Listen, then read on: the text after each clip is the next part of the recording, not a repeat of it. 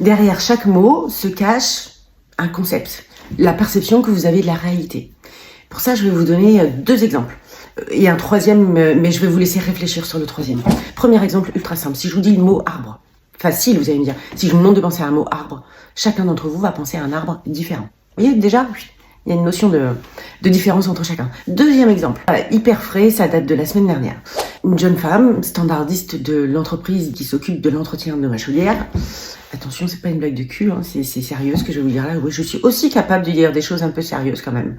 Donc la petite Minette m'appelle en me disant, voilà, je vous appelle pour le passage du technicien, je vous propose mercredi prochain dans la matinée. Et je dis, ouais, ok, super. Je dis, par contre, plus précisément dans la matinée, vous avez, parce que bon, ça m'évite d'attendre toute la matinée à la maison. Oui, oui, bien sûr, madame, bien sûr. Je reviens vers vous tout de suite. Je vous laisse patienter. Elle revient, merci d'avoir patienté, madame. Donc il passera plus précisément entre 8h et midi. Ok, de toute évidence, avec cette jeune fille, on n'a pas la même conception du mot précision. Le troisième exemple, le mot consentement. Allez, je vous laisse sécher dessus. Et moi, je me dis, bon sang, il ne manque plus que j'ai un date avec un gars qui me dit, précise-moi ce que tu entends par le mot consentement. Ouais, ok, gars, t'as 3 heures devant toi. Allez, c'est parti.